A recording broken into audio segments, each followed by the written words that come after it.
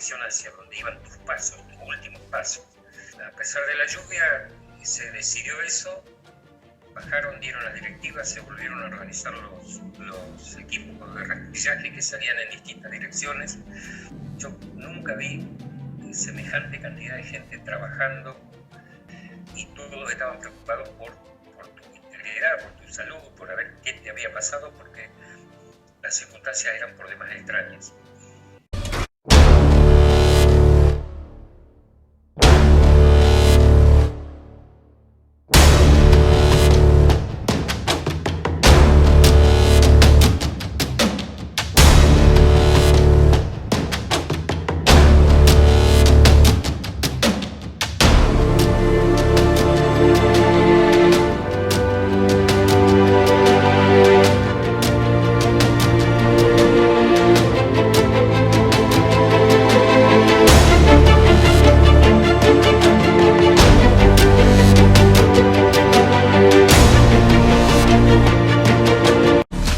Yo le voy a hacer pregunta como un periodista a un testigo. Bien.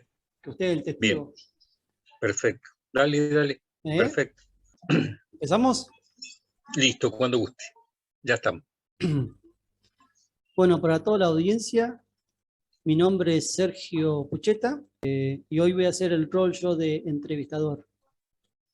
Esta persona se va a presentar y va a contar un poquito de qué es lo que hace y bueno, y de dónde es, cómo se llama. Acá se lo presento. Bueno, ¿qué tal, Sergio?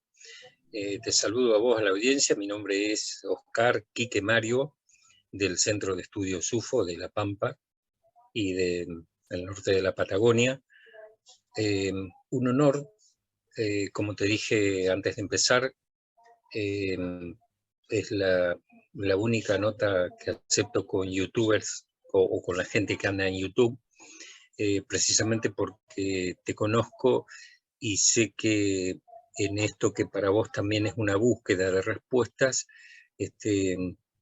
sos una persona objetiva, porque además has vivido una experiencia única y tuve el honor de acompañarte cuando te conocí en un estado de shock emocional profundo, en un hecho sin ningún tipo de antecedentes en la Unilogía Nacional. No sé si en otra parte de Latinoamérica ha pasado esto, pero fui convocado cuando ocurrió tu caso, allá el 2 de marzo de 2006, por el Ministerio de Seguridad de La Pampa, por el jefe de la policía. Pusieron a disposición un vehículo que me trasladaron hasta el lugar donde había comenzado el episodio tuyo. Y bueno, y ahí comenzó nuestra relación, que vos decís que hace como 15 años que no nos vemos. Y yo te voy a recordar que la última vez que estuve con vos fue en el año 2013, cuando vos me planteaste, Quique, no quiero volver a hablar del tema. Entonces yo no insistí en volverte a ver, respetando tu decisión, además porque ya había hecho más de 20 viajes a General Pico, que nos separan 156 kilómetros de Santa Rosa a Pico, tratando de hallar respuestas en este caso apasionante que vos fuiste el protagonista.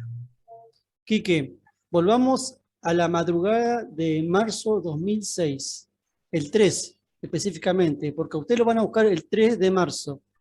¿Me puede describir qué estaba haciendo en ese momento? Si estaba durmiendo, si estaba despierto, si se acuerda quién fue que le golpeó, qué le dijeron, si me puede comentar. Sí, era una madrugada del 3 de marzo. Yo calculo que eran más o menos las 5 de la mañana. Llovía mucho, llovía torrencialmente acá en Santa Rosa y en la zona de General Pico también.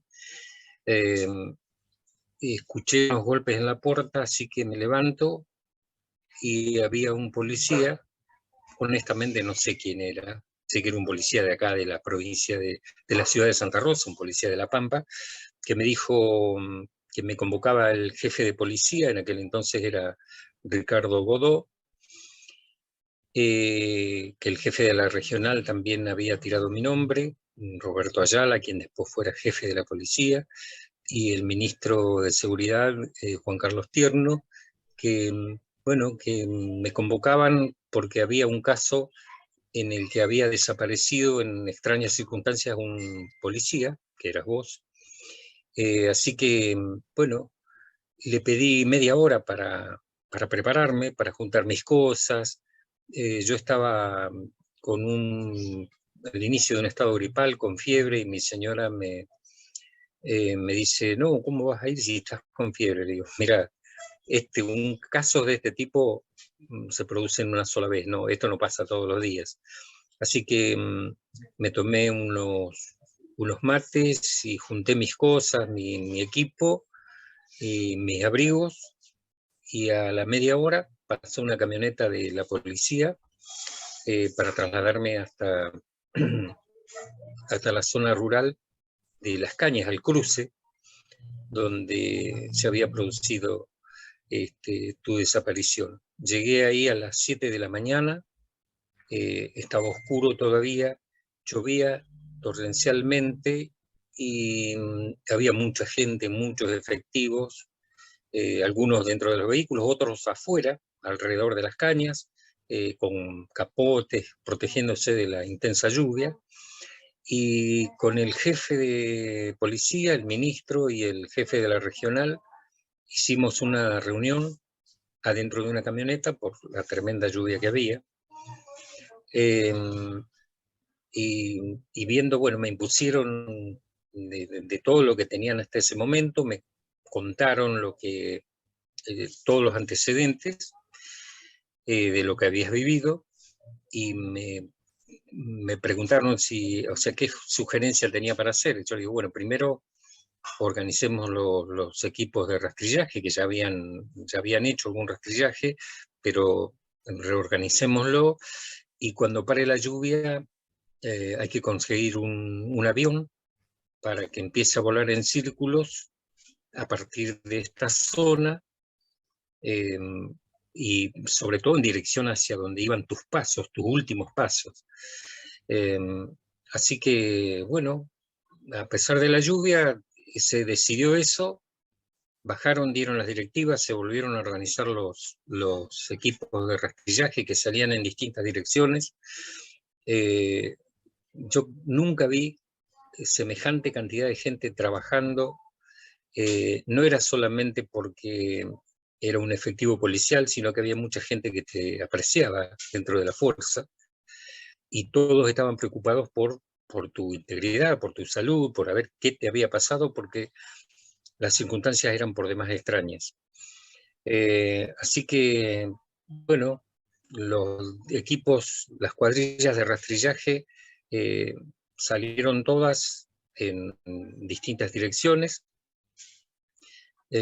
Caminamos muchísimo, ya te digo, habremos salido 8 de la mañana y todos caminando. Sobre el mediodía, que paró la lluvia, comenzó a volar un avión de General Pico. Siempre me acuerdo que era un avión de color rojo. Yo no sé si vos en algún momento hiciste contacto con el Sí, piloto o con alguien más. quienes andaban en el avión era el comisario Luis Darata, de la Comisaría Tercera, y su CONI. Pero volvamos Ajá. atrás. Usted cuando Bien. llegó, ¿qué es lo que le dijeron específicamente y con quién habló? Como te dije, hablé con el ministro, el jefe de policía y el jefe de la unidad regional, dos de Pico, que era digamos, tu jefe máximo ahí en la zona. Ellos, bueno, me contaron todo, minuciosamente, lo que habían recogido de tu experiencia, que habías visto, que andabas patrullando en la moto, que viste una luz, y todo esto porque se lo transmitió un efectivo que se había comunicado, al que vos le habías comunicado la experiencia, ¿no? Que llegaste al lugar y ahí ahí se pierde el contacto con vos. Los primeros efectivos llegan, inclusive el jefe, nadie tocó nada hasta que llegó Roberto Ayala, el jefe de la regional, y él estaba realmente admirado por la cuestión de cómo había quedado la moto, el casco estaba en el piso, el handy estaba desarmado, siendo que todos recalcaban que era bastante difícil sacar la batería, pero bueno, estaba sin la batería puesta, estaba todo tirado en el piso, diseminado, y la pistola estaba desarmada y el cargador descargado. Era como que, no sé si vos o alguien le había sacado las balas una por una, así como que le habían sacado con el dedo una por una, vos sabés bien mejor que yo cómo se maneja eso, y, y bueno, estaba todo diseminado en el piso. No estaba ordenado, estaba diseminado. Las municiones y todo estaba todo en el piso, y muestra de ello son las fotografías que se tomaron en el lugar. A partir de ahí comenzaron a seguir tus pasos hacia el sur, y todos estimaban que ibas corriendo. En una parte tus pasos se hacen más cortos porque evidentemente ya estabas cansado, pero habías recorrido más de 1000 metros, y sorprendentemente después los pasos comienzan a distanciarse, hacerse mucho, como que apoyabas el pie derecho y el izquierdo aparecía más de 3 metros, y el derecho aparecía más de 5 metros, y el izquierdo volvía a aparecer a los 7 metros, y eso empezó a llamar la atención. Eh, Eso, digamos, es lo que de pronto desorientó a quienes hacían una investigación eh, convencional. A mí me sugería la idea de que alguien te sostenía. A mí en mi cabeza, yo ya me hacía la configuración del lugar de que algo era como que te elevaba y te volvía a depositar, hasta que de pronto se pierden tus pasos. Se pierden, en la banquina había mucha gramilla, donde obviamente los pasos no quedaron registrados, y, y bueno, ahí estábamos alrededor de las 3:15 de la tarde, reunidos uno de los grupos que estábamos siguiendo tus huellas. Estábamos, hacía calor porque ya no llovía, había salido el sol, y bueno, era mes de marzo, después de mucha agua y un sol fuerte todavía. Tenemos en cuenta que todavía estábamos en verano, hacía mucho calor, y realmente estábamos famélicos. Habíamos estado toda la mañana y apareció una camioneta de un pueblo de por ahí cerca, creo que Agustoni. Quemó, Sí, no, de Agustoni. No, de Agustoni, con un efectivo que traía comida, traía sándwiches. Así que bueno, todos nos reunimos ahí, tratamos de conseguir la poca sombra que había, refugiados cerca de los vehículos y algún matorral, y estábamos comiendo.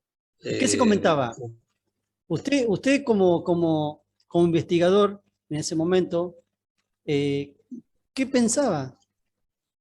Yo no hablaba, yo pensaba, nada más. Yo me hacía la composición del lugar, eh, de yo trataba de imaginarme dónde podías estar vos, porque me hacía la idea que a semejante separación de pasos, que podía,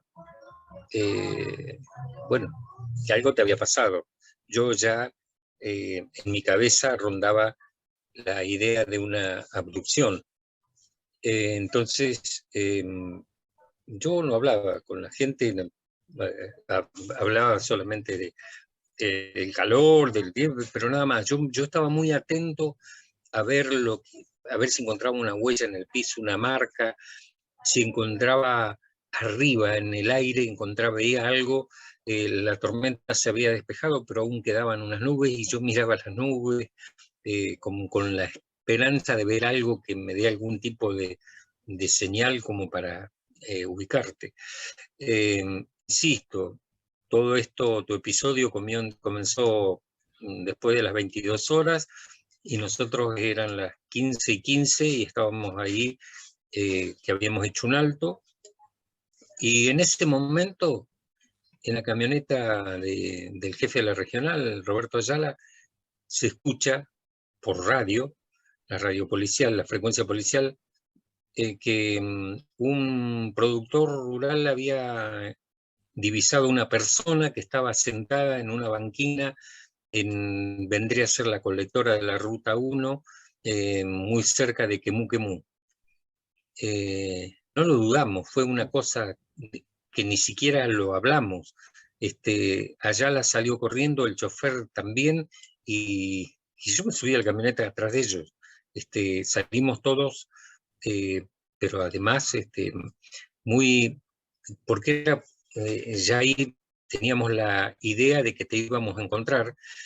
La verdad que pasamos momentos de mucho peligro porque el camino estaba todo inundado, pasamos, casi volcamos en esos caminos, porque íbamos a gran velocidad. Una vez que agarramos el asfalto que va para la Ruta 1, llegamos a la Ruta 1 y tomamos la colectora hasta que paramos, donde vos estabas sentado en posición fetal, con tu cabeza puesta, apoyada sobre las piernas y cubierta con tus brazos. Y nos acercamos, estaba el productor rural, paradito, y había un efectivo, nadie se había acercado. Vos estabas totalmente en silencio, nos acercamos, y yo te toqué, y le dije a Ayala, tócalo. Sergio, vos te tocábamos así como si uno golpea una estatua y vos parecías que estuvieras, que fueras de piedra, ¿me entendés? O sea que tu estado, tu shock emocional y nervioso era tal que estabas en una, tremendamente rígido tu cuerpo. Entonces yo le pregunté a Ayala, ¿cómo se llama? Sergio, me dijo. Y ahí te empecé a hablar yo.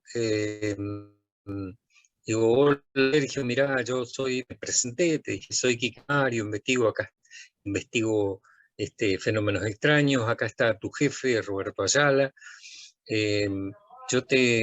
Estás muy tenso y bueno, con esa voz que vos me decís que me van a conocer la voz, te sugerí que respiraras, que tomaras aire por la nariz y exhalaras por la boca, bien profundamente, lo más profundamente que puedas, y que exhalaras por la boca suavemente, y así comenzaste a relajarte, bajaste los brazos, te cubrías la cara, no querías que te reflejara la luz, y eso estabas de espalda al sol. Nos pediste que te querías sacar los borceguíes, te sacamos los borceguíes con la sala y las medias también. Yo te miré la planta de los pies, tenías todo normal, porque queríamos ver si se notaba, había alguna huella de transpiración como para demostrar que habías caminado mucho. Y estaba todo seco, el calzado, y tus pies no estaban ampollados por haber caminado mucho, no tenían los pies normal. Pero además, un pequeño detalle, con la sala nos recorrimos, dimos una vuelta alrededor de donde vos estabas y no había una sola huella de que vos llegaste caminando ahí. El terreno en esa zona es medanoso, y yo le digo a Ayala, fíjate vos el detalle, lo único que estaba apoyado y que se veía en ese terreno medanoso eran tus pies apoyados, los talones de los borceguíes y y ¿cómo es? Y tu cola apoyada en el terreno medanoso.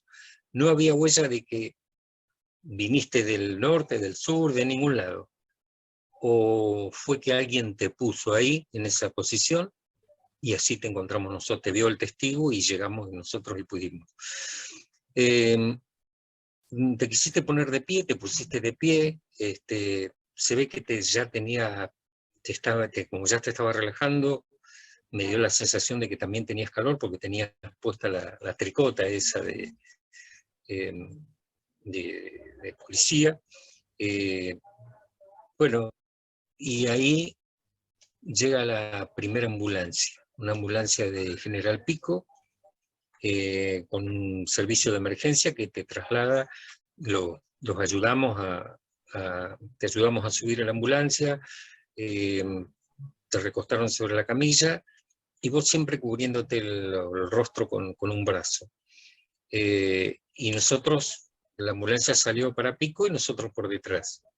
Cuando llegamos al Hospital Centeno, siempre detrás de la ambulancia, cuando entra la parte de la guardia, donde te iban a hacer la revisación, yo entré y, bueno, tengo muy mala memoria, pero tengo anotados los nombres de los médicos que participaron, pero sí que había un médico joven y yo les pedí que por favor te revisaran bien la cabeza, porque por la duda que tuvieras algún tipo de, un pinchazo, una marca de algo, ¿no? Eso es lo mío de acuerdo a la experiencia que tuve con casos anteriores como Sayago, con Julio Planer, con Flores, en otros casos siempre buscando algún tipo de huella. Bueno, me dijeron que no tenías, yo estaba ahí, yo también te miré la cabeza y los pies no tenías nada anormal. Así que decidieron, después de la revisación, te relajaste, te llevaron a una habitación, te dormiste, y ya yo no tenía mucho sentido que estuviera ahí, así que estuve afuera con la policía un rato, qué sé yo, y ya a la nochecita me volví para Santa Rosa. Y a la mañana siguiente, sí. Cuando usted iba en la camioneta con Roberto Ayala, en ese momento Sí. jefe de la regional de acá General Sí. Pico La Pampa, ¿qué se hablaba? No, o sea, yo recuerdo que íbamos muy tensos, con mucha ansiedad. Yo no tenía dudas que eras vos, que la persona que íbamos a ver. Yo era como que ya sabía que te iba a encontrar, que ibas a estar ahí, que eras vos la persona que estábamos buscando. Pero eso era una cuestión mía, o sea, no charlábamos mucho. Ayala, Es decir que a Ayala ustedes conoce el mismos, trabajo. es decir que ¿Cómo? a ustedes mismos, tanto a usted como a Ayala, lo sorprendió desde un principio. Sí, no, aparte Ayala desde el principio dijo, este es un caso para Quique Mario, porque él sabe el trabajo que yo vengo haciendo, bueno, ahora en 2022, hace 48 años que ando con esto, y los conozco a Ayala y a toda una generación de policías de cuando ellos eran jóvenes oficiales. Por mi profesión de periodista, yo siempre he tenido trato con ellos y buen trato, y por eso ellos sabían, es más, yo por ello me entero de muchos casos que ocurren en el interior y llego al interior, porque ellos saben que soy... a mí me gustan hacer investigaciones serias, y yo voy, y estoy, y pregunto, y revuelvo, y busco, y, y por eso cuando vos estabas internado al día siguiente, yo estaba en Pico, estaba en Las Cañas, fui solo esa noche, me quedé hasta las 4 de la mañana en Las Cañas, que me llevó una camioneta de la policía, y yo lo único que tenía eran 2 cámaras, 2 termos, el equipo de mate, y me quedé la noche del 4 de marzo, me quedé hasta las 4 de la madrugada en las cañas viendo si podía encontrar, pero era una noche, había mucha tormenta, no se veía nada, una noche muy oscura, tan oscura que las cañas se veían como una sombra. Y bueno, hice muchas imágenes que no dieron ningún tipo de resultado porque era una noche totalmente oscura. Yo sacaba fotos sin flash, con flash, pero bueno, eso fue parte del trabajo que yo, de la investigación de campo que empecé a hacer. En estos momentos, usted ha hablado con Roberto Ayala, eh, ha hablado con alguna otra persona que estuvo en el lugar en ese momento, habló con el dueño del campo, el hombre que me encontró. Eh, ¿Tuvo esa oportunidad? No, no, yo con quien hablaba mucho era con Ayala, digamos, porque todas las novedades que había respecto a tu caso, obviamente él era el jefe de la regional, o sea que él recibía todas las novedades en los referentes. Yo en aquel entonces, de la primera noche, del primer día, digamos, hice un informe, que yo le digo un informe reservado, que se lo entregué a Ayala y al jefe de policía, eh, donde, donde asentaba mi, mi idea sobre lo que te había pasado a vos.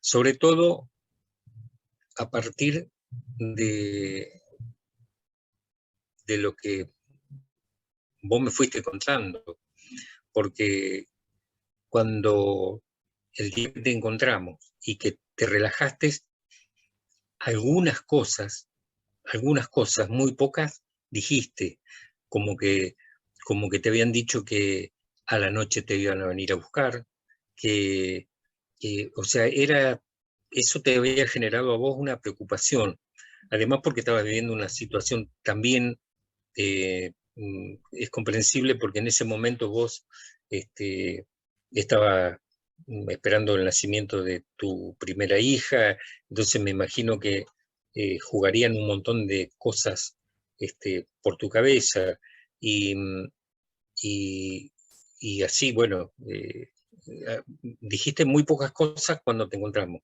Después me empezaste a contar cosas. Cuando, eh, cuando te dieron el alta, yo estuve en la casa de quienes eran tus suegros, y ahí tuvimos las primeras charlas. Inclusive en uno de los días apareció un muchacho que era amigo tuyo, que es dibujante, y hizo un dibujo más o menos como vos le describiste los seres, y,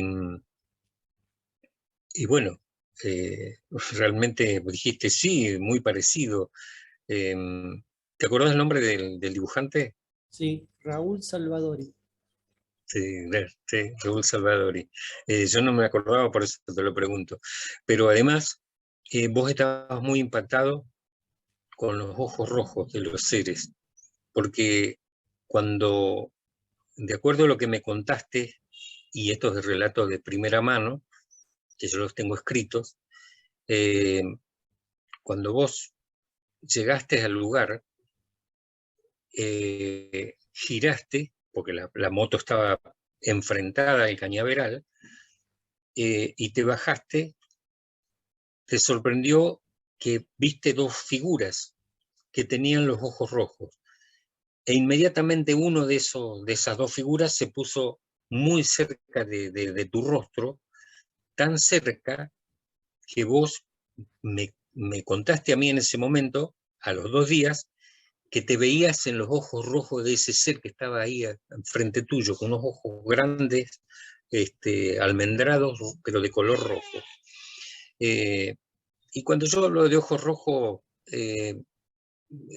va mucho más allá de lo que suponen algunos investigadores improvisados, que nunca, que solamente conocen relatos por lo que han leído, seguramente algunos apuntes míos también, y que piensan que es una tontera.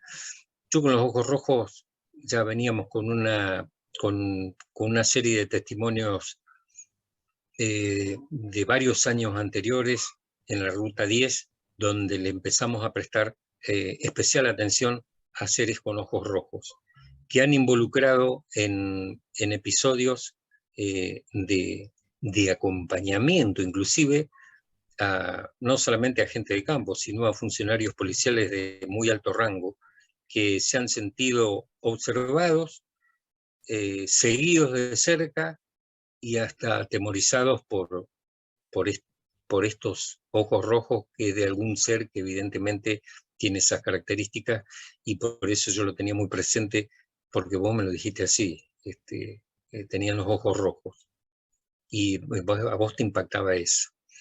Y vos no... Yo te pregunté si te acordabas cómo desarmaste el arma, y vos no te acordabas. Esto lo estoy recordando yo, y te lo estoy contando, ¿entendés? Te lo cuento. Vos sos el periodista ahora. Sergio Pucheta me dijo a mí que él no recordaba haber desarmado el arma, ni el handy, ni nada por el estilo. Y que cuando sintió, no sé, temor o lo que sea por la presencia y la cercanía de estos dos seres extraños, decidiste salir corriendo hacia el sur, que era, porque los seres los tenía enfrente, hacia el norte. Y en toda tu carrera consciente, vos me decías que los sentías a ellos, uno a cada costado tuyo de tu espalda, muy cerca los sentías. Eso me permitió a mí después suponer que estaban tan cerca que ahí comienza,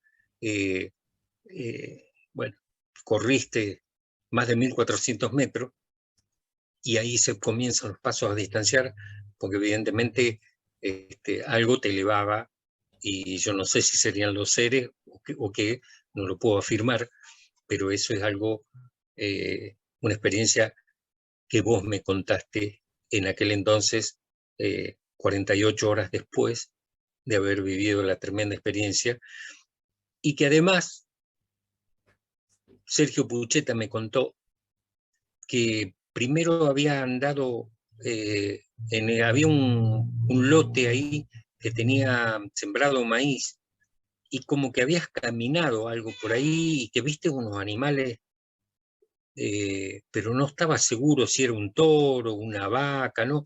Era todo muy, muy difuso, pero después me contaste que estabas muy cómodo en un lugar donde mirabas para el costado así por una ventanita y veías el campo, como veías los cuadraditos de los lotes, como si fuera una...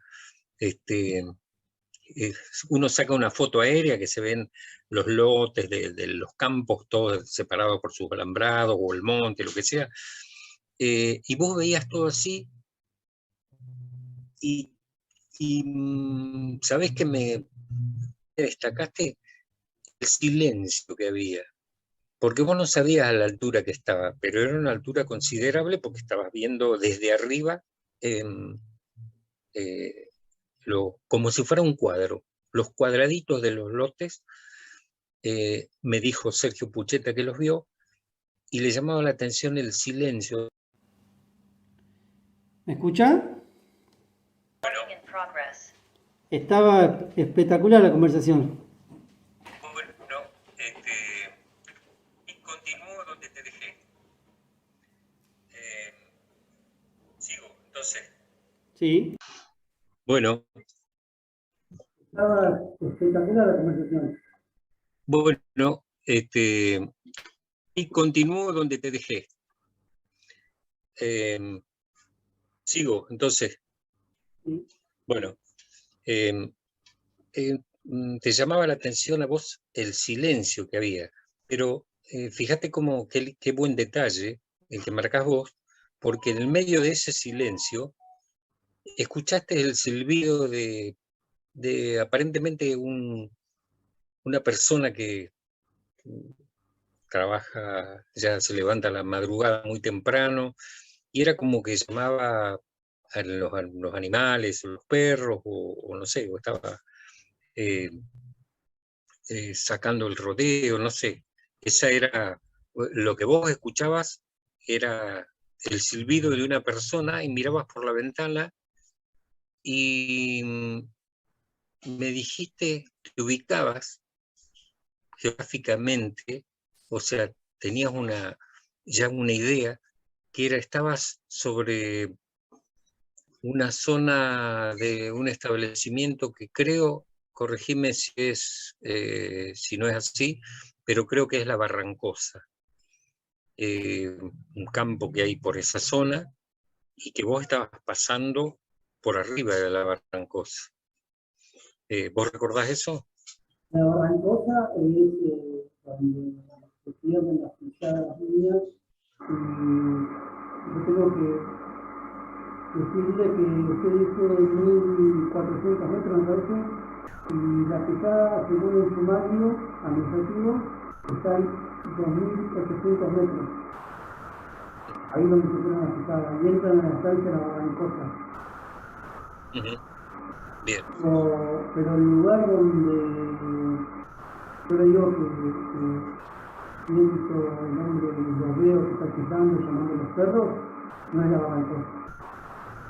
Es otro lugar que yo me entrevisté no con la persona que salió en ese momento, sino con el hijo. El hijo me dice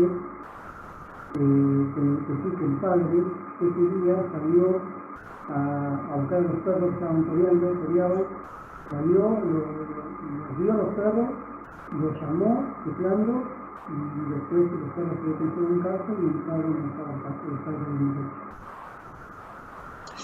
Sergio, yo no sé si vos escuchás o es solamente mi equipo, pero yo estoy escuchando una interferencia bastante importante. No, yo escucho bien y a usted también lo escucho bien. Claro, yo escucho con interferencia. Bueno, no sé si puede ser este teléfono. Escucho un sonido, como que hay un sonido, ahí está, ahí se fue. Si alguien estaba escuchándonos extra, se dio cuenta y corrigió. Podemos seguir hablando, no, pero qué bueno, qué bueno. Es muy importante el trabajo que yo sé que vos hiciste. Esto fue en el año 2006 y la espectacularidad del caso hizo bueno, que se interesara gente de todos lados, no solamente de Argentina, sino de muchos lugares del mundo, en los que tu nombre empezó a ser conocido precisamente como protagonista de esta historia que es realmente apasionante, ¿no? Yo no conozco otro caso, y eso que insisto, llevo 48 años detrás de esta búsqueda sin fin.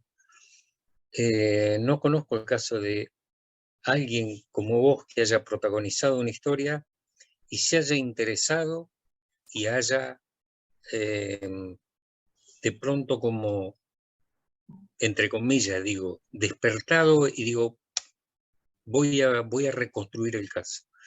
Es fundamental, para mí es fundamental porque sos vos el protagonista de toda esa historia y a vos no te van a poder venir a decir, no, vos no viviste, porque lo viviste vos, ¿entendés? Entonces, yo siempre puedo tener mucha información, puedo acordarme de cosas que tal vez vos no recordás, pero el protagonista y quien vivió la historia sos vos. Yo, contrariamente como hacen otros, no voy a decir, no, Sergio, vos tuviste una alucinación a partir de... No, porque, porque no soy así, porque mi investigación siempre fue objetiva y yo, fundamentalmente para mí, siempre el testigo es fundamental, el protagonista es fundamental. Y en este caso vos, que fuiste el protagonista de esta historia, sos el que tiene la última palabra. Usted, bueno, no le puede interpretar nada. Usted estuvo en el lugar, usted estuvo presente ese día, me vio a mí como estaba presionado, vio cómo estaba emocionalmente. Más que usted y Ayala, como testigos presenciales, nadie le puede discutir lo que vieron. No, en absoluto. Es decir, yo con el paso de los años he hablado con Ayala y él estaba muy, muy sorprendido porque sabía que efectivamente algo había pasado con vos y algo no convencional, ¿entendés? O sea, después viene lo que sería la consecuencia, ¿no? La consecuencia de que es lo que de pronto termina siendo, como bien lo planteaste vos, en aquel 2013, una injusticia porque vos te sentías perfectamente. De hecho, de una persona que lleva una vida normal, sigue trabajando en otra actividad, y has demostrado que estás en perfectas condiciones. Entonces, fue otra lucha, digamos, burocrática, la cuestión esta de que te dan en el 2013 el retiro de la fuerza. Y es en 2013, la última vez que yo te visité, ya tenías adjudicada una vivienda, conocí a tu nena, que ya tenía, en 2013, ya tenía 4 o 5 años, o 6, y ese día me planteaste vos que no querías volver a hablar del tema. Y yo, como soy respetuoso de las decisiones de la gente, directamente no me comuniqué más para hablar del tema. O sea, te podría haber invitado a haber llamado, vamos a comer un asado, pero bueno, nos separan 150 kilómetros, no es una cosa menos hoy, no es un viaje que podemos hacer todos los días o todos los fines de semana. Pero yo no tengo ninguna duda de que tu experiencia fue real. Como investigador lo he dicho, es uno de los mejores casos de la unilogía nacional, y digo uno porque a mí me tocó trabajar con casos muy llamativos como Sayago en 1980, el de Julio Plantner en agosto de 1983, más otros que no han trascendido y que son impactantes. La diferencia en tu caso fue que vos eras un efectivo policial que desapareció en extrañas circunstancias.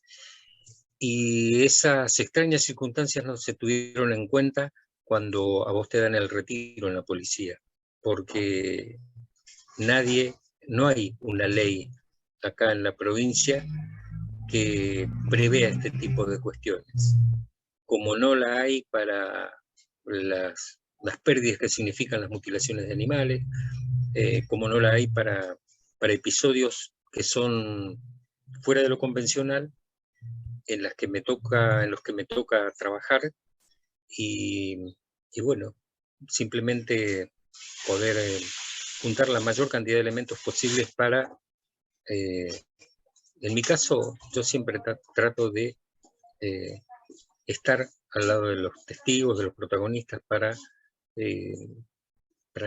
tratar de ayudarlos a sobrellevar toda la cuestión emocional y demás. Pero en mi caso, con vos no cultivamos una amistad, pero sí quedó la puerta abierta.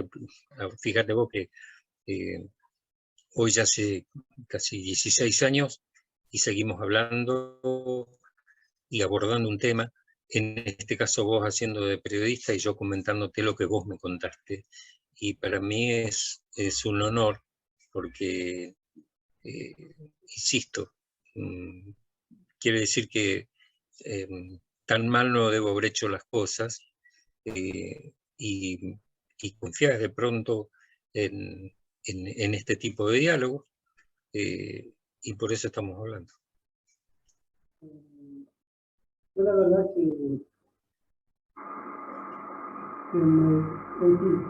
me defraudaron, o permití que me defraudaran, porque usted me decía en Río Tinto, ¿no? Que como que me iba a ayudar, que me iba con el tema de la provincia, y yo vi que no fue así. Tampoco usted no tenía el poder como para ayudarme. Usted hacía lo que hacía y las órdenes que daban los superiores, el jefe policía en ese momento.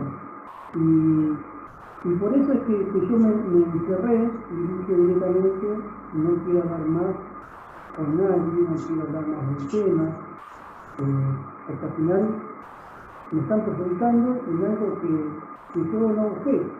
Y algo que realmente yo pensaba, si Quique Mario, con todo lo que tiene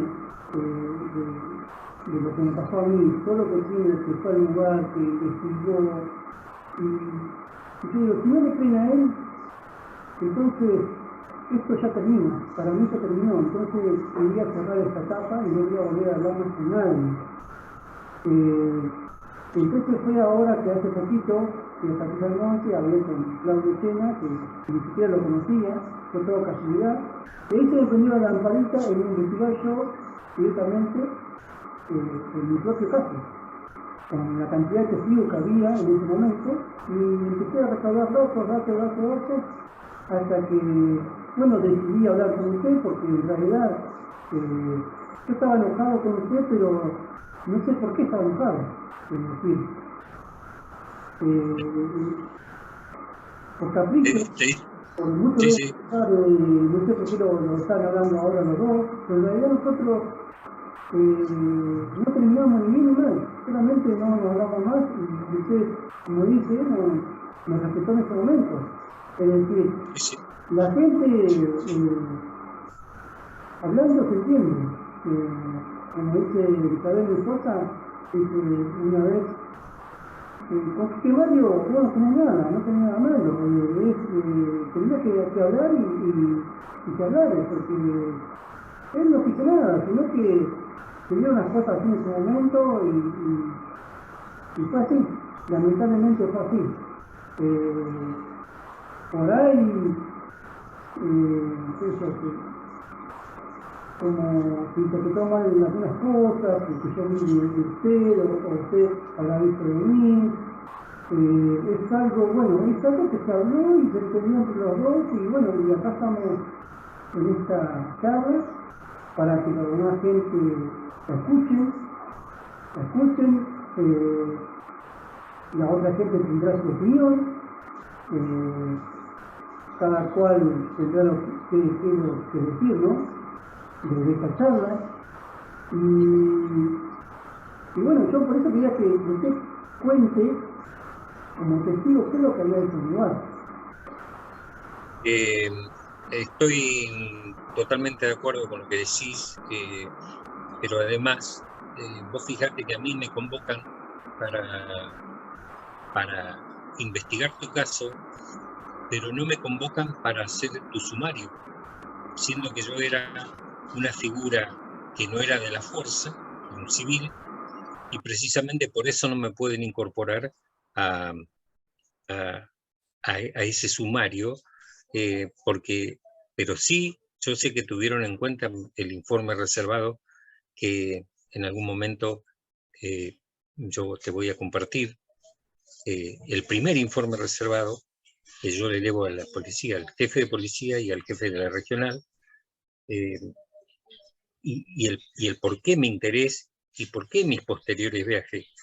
Como te decía, yo hice más de 20 viajes a General Pico hasta 2013 y, y acá no hay legislación, porque yo como investigador jamás recibí, eh, lo único, el único apoyo que recibí en su momento fue la noche que me quedé en Las Cañas, que me quedé hasta las 4 de la mañana, cuando me pasa a buscar un móvil policial, porque había llovido, había mucha agua todavía, y lo único que dispuse fue de una habitación para dormir en un casino de la policía una noche. El resto de los días, eh, todos los costos corrieron pura y exclusivamente por mi cuenta, y el Centro de Estudios UFO, que es una institución reconocida en todo el mundo, pero que no es una institución económicamente fuerte como para poder solventar este tipo de costos.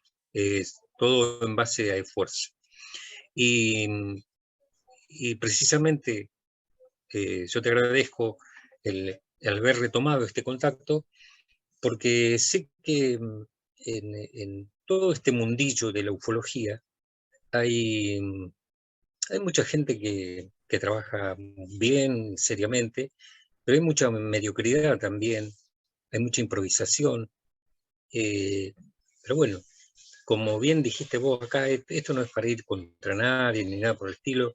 eh, Acá hay que mirar para adelante y tratar de entender algo que es mucho más importante que nosotros mismos, que es un fenómeno que se está produciendo en la región por alguna razón. Tengo algunas pistas, ya te las voy a comentar, eh, pero, pero bueno, sería tema de otra charla. Y eh, por alguna razón todo esto está ocurriendo en esta región, y por eso desde el primer momento eh, yo les dije, hay que prestarle mucha atención y seguirlo muy de cerca y apoyarlo a Sergio. Esto se lo dije a las autoridades policiales de aquel entonces. Obviamente no estuve de acuerdo cuando te dan el retiro, pero yo era simplemente un investigador al que habían convocado y no tenía ningún poder de decisión contra todo el aparato burocrático este, que ya se había manifestado, ¿cierto?